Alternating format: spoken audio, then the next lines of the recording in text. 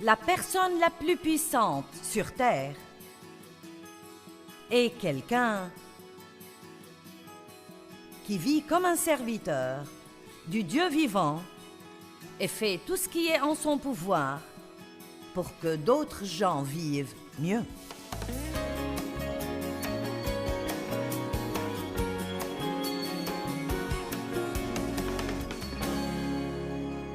Marchez dans l'esprit et vous n'accomplirez pas les désirs de la chair.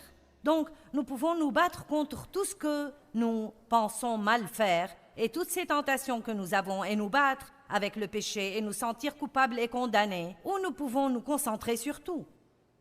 Nous pouvons nous lever tous les matins et dire « Aujourd'hui, je vais vivre pour aimer ». Et si vous êtes plein d'amour, plein d'attention pour les autres, plein du désir réel de servir Dieu de tout votre cœur, alors les mauvais trucs n'auront plus aucune place pour entrer. Et donc, si je décide d'être patiente avec les gens, alors il n'y a pas de place pour l'impatience d'opérer en moi. Vous avez ce qu'il faut. Vous êtes brillant. Vous êtes absolument extraordinaire. Vous avez été créé à l'image de Dieu. Il y a tant de choses en vous que vous êtes sur le point de vous épanouir dans la bonté. Vous avez ce qu'il faut. Et si vous ne croyez pas que vous pouvez le faire, vous ne le ferez jamais. Vous pouvez vivre pour aimer les autres et le faire pour Dieu. Vous ne le faites pas pour vous, ni pour ce que vous en récolterez. Oui, vous le faites pour rendre les autres heureux, mais même cela devrait arriver en second. Votre premier but est de le faire pour Dieu, afin de le remercier de tout ce qu'il a fait pour nous. Qui veut montrer de la reconnaissance à Dieu pour tout ce qu'il a fait pour lui? Vous voulez dire « Merci Jésus ». De combien de façons pouvez-vous le faire? Nous pouvons dire « Merci Jésus ». Mais il y a des millions de façons de le faire si nous voulons simplement être guidés par le Saint-Esprit.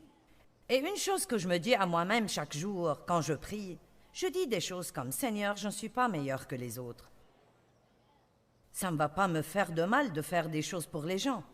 Montre-moi des gens qui ont besoin d'aide. » Et je ne parle pas de ce genre-ci d'aide, je parle plutôt de ma vie de chaque jour.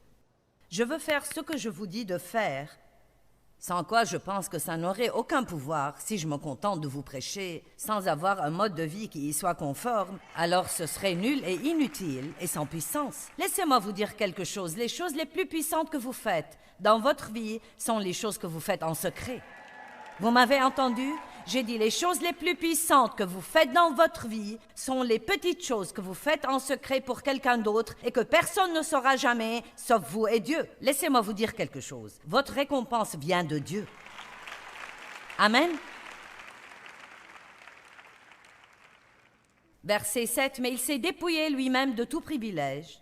Je lis dans Philippiens 2:7. Il s'est dépouillé lui-même de tout privilège et dignité due, prenant la condition d'un serviteur, devenant semblable aux hommes, né comme un être humain. Et après être venu sous forme humaine, il s'est abaissé et humilié lui-même davantage encore, et a été obéissant jusqu'à la mort extrême, la mort à la croix. Maintenant, faire quelque chose pour quelqu'un est assez facile si vous en avez envie et si vous avez plein de temps et d'argent et plein de ce dont ils ont besoin. Mais si ça devient un sacrifice plus profond, alors nous devons être désireux, pas d'aller sur une croix et mourir, mais de laisser notre chair aller à la croix et mourir. Parce que votre chair va lutter contre vous, même si vous avez le bien en vous, et qu'il y a un désir là d'obéir à Dieu et de faire ce qui est bien, vous pouvez compter dessus, votre chair va lutter contre vous, au moins jusqu'à ce que vous soyez bien entraîné dans ce domaine. Et c'est toujours plus difficile au début que par la suite. Je n'ai pas beaucoup de difficultés à pardonner aux gens maintenant parce que j'ai saisi le principe spirituel entier qui est derrière, mais j'ai dû lutter pendant des années et c'était si difficile pour moi de pardonner aux gens et pas seulement de leur pardonner, mais ensuite de les voir quelque part et de les traiter décemment ou de ne pas parler derrière leur dos en racontant à tout le monde ce qu'ils m'avaient fait. Voilà, ça c'est difficile. Vous est-il arrivé d'en vouloir à quelqu'un alors que quelqu'un raconte qu'il est formidable? Laissez-moi vous demander, ne vous a-t-il pas paru impossible de fermer votre bouche et de ne pas dire « Laissez-moi vous dire quelques trucs que vous ne savez peut-être pas ». C'était difficile pour moi de passer outre en disant « Oui, ils sont gentils, oui. Loué soit le Seigneur, Dieu les bénisse, ils sont juste quelqu'un de formidable. »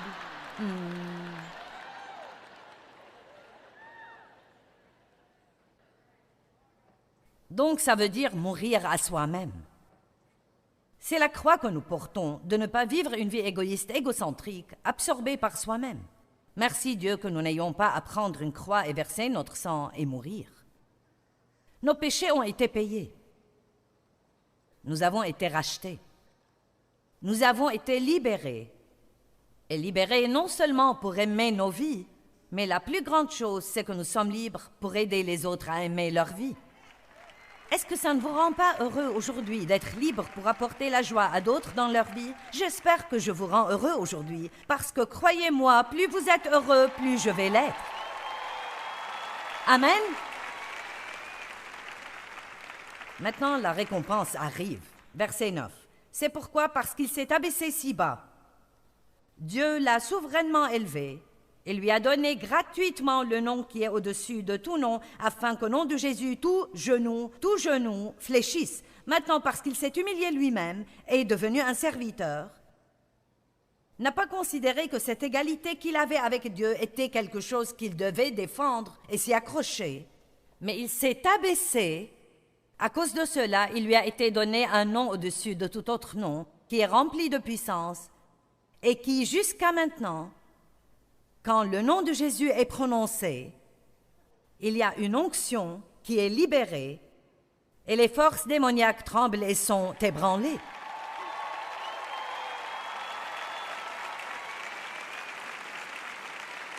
Vous savez ce que j'ai découvert? La personne la plus puissante sur terre est quelqu'un qui vit comme un serviteur du Dieu vivant et fait tout ce qui est en son pouvoir pour que d'autres gens vivent mieux.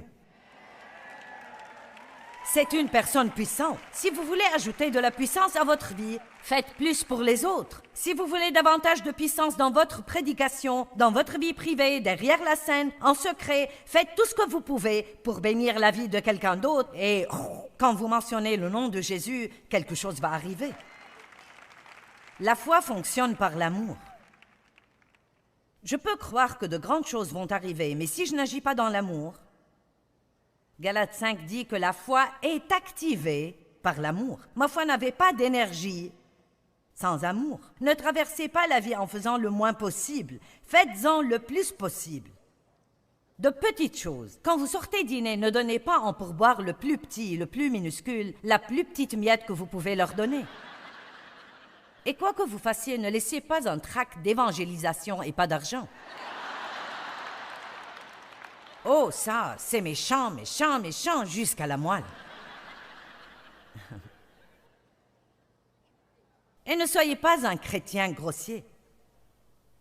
N'entrez pas dans un restaurant avec votre croix autour du cou, les écouteurs dans les oreilles, et quand vous n'avez pas tout exactement comme vous le voulez, vous êtes grossier et ridicule. Je suis allée dans un restaurant une fois à St. Louis après une conférence, et je suis fatiguée après mes conférences. Et la première chose que je veux, c'est manger un bon repas et être avec des amis et juste me plaire. Et nous avions fait une réservation dans un restaurant. Quand nous sommes arrivés, ils nous ont dit qu'ils ne prenaient pas de réservation. Mais vous avez pris la nôtre. Ils ont dit, il y a 45 minutes d'attente. Et nous, on avait réservé. Nous ne prenons pas de réservation. Vos employés ont pris la nôtre. Ça menait nulle part. Donc, on a attendu, et finalement eu une table. C'était bondé à l'intérieur et nous étions, je pense, 10 ou 12 à cette grande et longue table.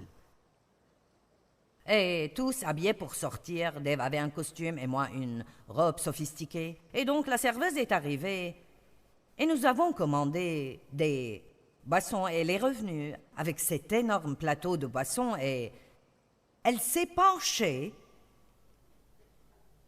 et elle l'a renversé sur Dave. le café, le thé, tout sur lui et son joli costume. Et elle était juste une boule de nerfs. Bon, Dave a dit, ne vous inquiétez pas, ce n'est pas un problème. Il est allé voir le manager. Il a dit, je ne veux pas qu'elle ait des problèmes. Ce n'est pas sa faute. Il y a trop de monde ici, elle n'avait pas assez de place pour passer devant moi. Je ne veux pas qu'elle ait des problèmes. Il s'est donné du mal pour qu'elle n'ait pas d'ennui. Bien, quand elle est revenue avec le second plateau de boisson, elle était debout devant Dave et elle m'a regardée et a dit « Je suis tellement désolée ». Elle a dit « Vous voyez, j'étais nerveuse parce que je vous regarde à la télé ». Et dans mon cœur, je me dis « Merci Dieu, merci, merci, merci. Oh, merci Dieu, merci parce que je n'ai pas mal réagi. »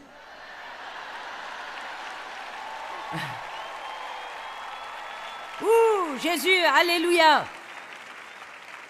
Je vous le dis, le fait de passer à la télé comporte ses responsabilités.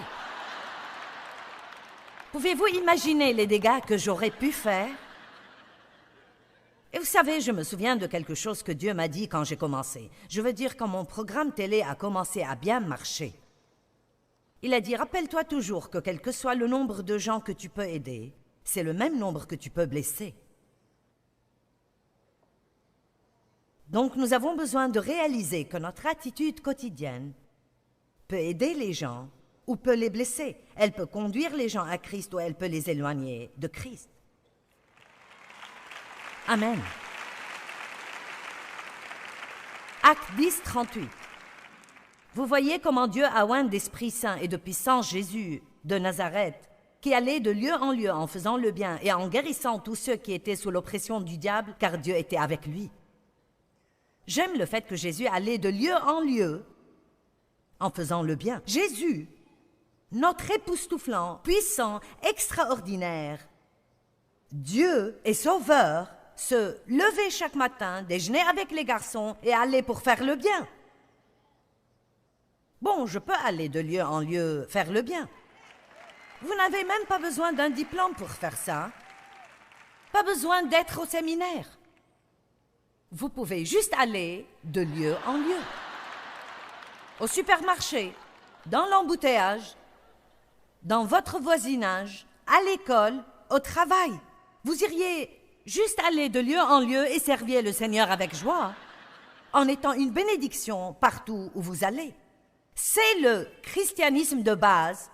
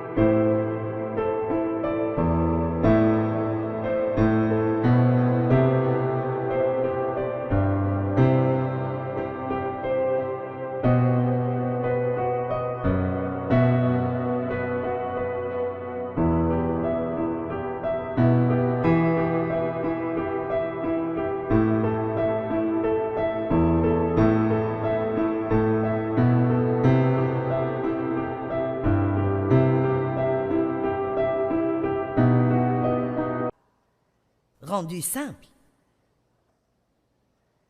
Car Dieu a tant aimé le monde qu'il a donné. Il se souciait des pauvres. Ils emmenaient de l'argent avec eux pour donner aux pauvres. Et Paul Après beaucoup d'années à distance des autres apôtres parce qu'il ne savait pas s'il le recevait, parce qu'il avait officiellement persécuté l'Église, quand il s'est finalement présenté aux autres apôtres pour voir s'ils avaient des instructions pour lui, la Bible dit qu'ils ne lui demandèrent pas de faire quoi que ce soit, excepté de se souvenir, de vérifier qu'il aidait bien les pauvres et les démunis. Chose dont il dit « Je suis très content de le faire ». Maintenant, quand nous pensons aux pauvres, que visualisons-nous?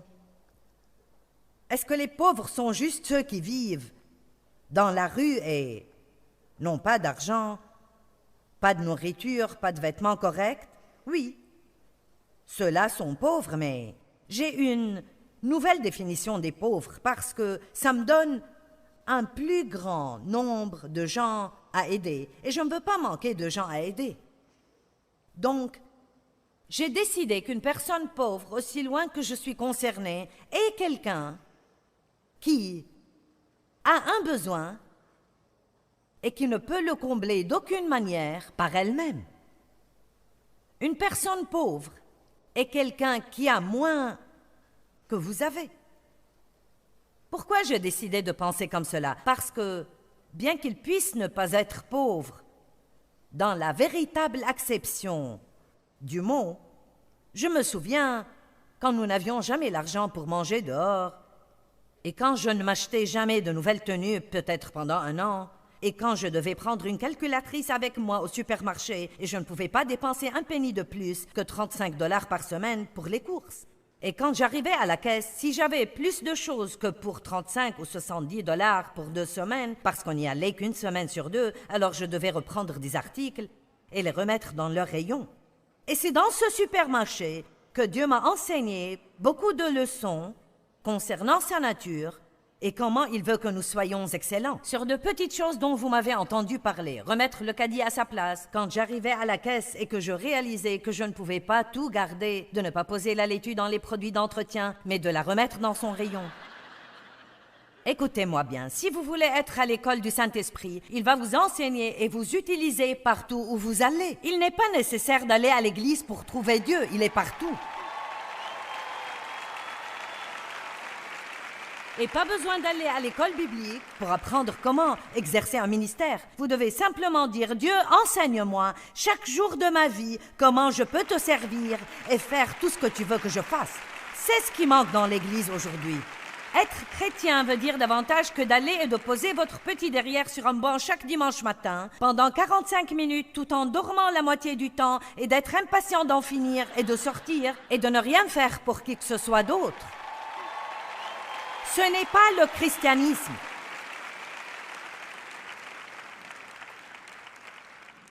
Et j'espère que personne ne comprend mal. J'aime vraiment l'église locale, je trouve que c'est extraordinaire. Mais je veux dire quelque chose, prenez-le dans le bon esprit. Je pense que nous accordons parfois trop d'importance au « je vais à l'église » et pas assez d'importance au « je vis la vie ». Et c'est ce que nous avons besoin de faire. Êtes-vous chrétien? Je vais à l'église. Ça ne me dit pas si vous êtes un chrétien. Certaines des personnes les plus méchantes sont à l'église. Nous avons eu le bénéfice de leur méchanceté au fil des ans, je vous le dis. Nous devons aller à l'église et être renseignés, avoir des relations avec les autres, apprendre à être responsables devant quelqu'un, mais c'est vraiment inutile si nous le gardons dans l'église. Nous n'agissons pas comme Dieu le dimanche matin et comme le diable le reste de la semaine.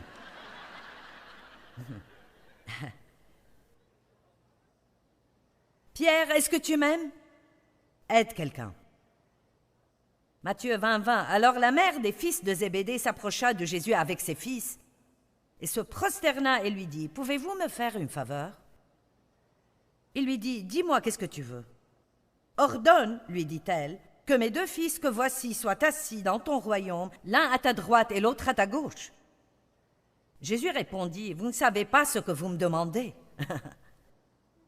Pouvez-vous boire la coupe que je vais boire et être baptisé du baptême dont je vais être baptisé? Maintenant, regardez ici. Si vous voulez être assis avec Jésus Alors vous devez être un serviteur, comme Jésus était un serviteur. Cette femme ne savait pas ce dont elle parlait. Elle voulait que ses fils aient des titres, des situations, et soient bien vus. Et Jésus a dit, « Pouvez-vous boire la coupe que je vais boire? Êtes-vous capable de vivre la vie de sacrifice, de soi, que je vais vivre? Pouvez-vous vous oublier vous-même et combler les besoins des autres? N'est-ce pas ce que Jésus a fait?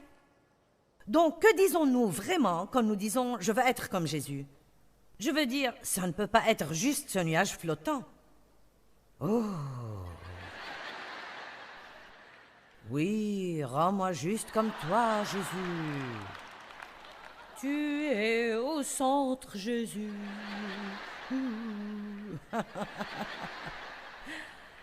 Je ne suis pas très bonne à ce genre de truc.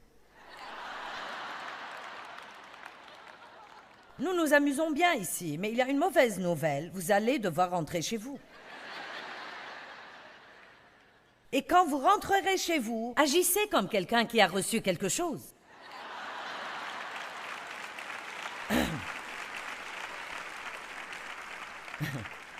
Rentrez chez vous et soyez tellement changés que l'année prochaine, si quelqu'un entend que vous étiez dans les parages, ils vous payeront pour y retourner. Ayez davantage de ce que Dieu vous a donné, car vous êtes rentrés chez vous dans une meilleure condition que comme vous étiez quand vous êtes partis.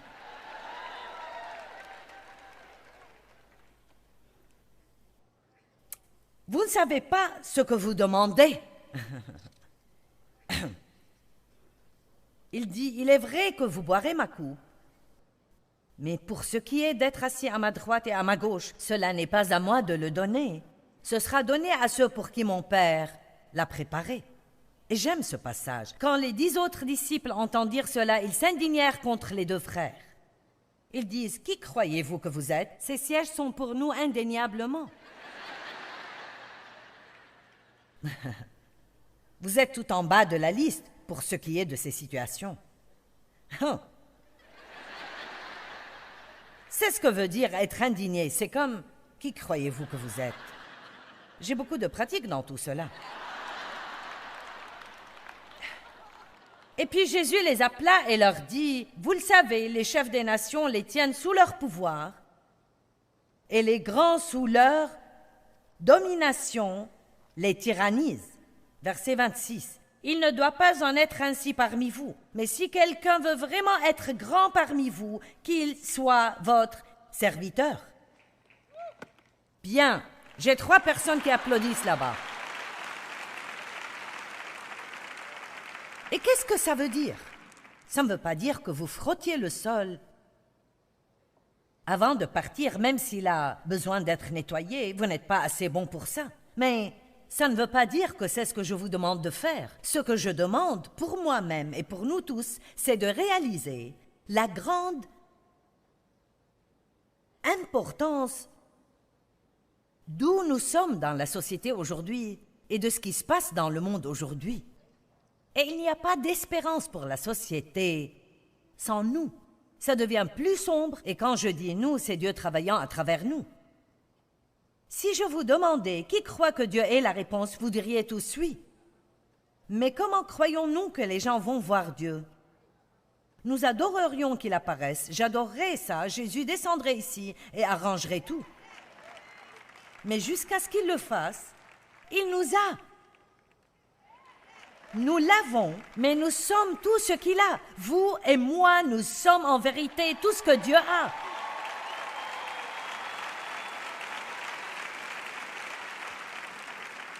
Et aussi, si nous sommes facilement offensés et susceptibles, et gardons une liste de toutes les petites choses désagréables que les gens nous ont faites, et nous sortons et fulminons contre les gens et sommes impatients avec toutes les petites erreurs qu'ils font, comment pouvons-nous nous attendre que les gens aient envie de ce que nous avons? Comment pouvons-nous nous attendre à ce que l'Église fasse autre chose que diminuer semaine après semaine après semaine? Et dans le monde, je suis sûre que cette Église grandit et beaucoup d'églises grandissent, mais dans le monde entier, il y a moins de gens qui vont à l'Église maintenant que dans n'importe quelle époque, et c'est sinistre et effrayant. Vous savez pourquoi? Parce que beaucoup de gens ne voient rien de vraiment concret dans la vie d'un chrétien, et je suis déterminée aussi longtemps que j'ai du souffle, à enseigner aux gens que si nous sommes vraiment chrétiens, que ce ne soit pas seulement en parole, portons les fruits et vivons la vie. Amen. Je veux dire, nous vivons une époque désespérée. Ne priez pas que Dieu vous retire de l'endroit où vous travaillez parce que vous êtes le seul chrétien. Je ne peux plus rester là plus longtemps, Dieu. Je suis le seul chrétien ici. Avez-vous prié que Dieu vous utilise? Très bien. Alors, il vous a mis là où c'était nécessaire. Allez-y et oubliez votre douce petite personne et soyez juste une lumière dans un lieu obscur. Montrez à tous l'amour de Dieu et quand il faudra que vous sortiez de là, Dieu vous en sortira si vous avez besoin de sortir de ce lieu. Qui comprend ce que je dis? J'avais besoin de ça aujourd'hui. Je ne sais pas pour vous, mais j'en avais besoin. Acte 10, 38 est un de mes passages préférés. Il y est dit que Jésus allait de lieu en lieu et faisait le bien. Vous savez, c'est si magnifiquement simple pour moi de pouvoir améliorer notre vie et la vie des autres personnes en nous levant simplement chaque matin et en disant « Dieu, montre-moi avec qui je peux être bon aujourd'hui ». Vous savez, Jésus a dit que nous devions aimer les autres comme il nous aime. Le plus grand commandement est d'aimer Dieu de tout notre cœur, notre âme, nos pensées. Et le second est d'aimer son prochain comme nous nous aimons nous-mêmes.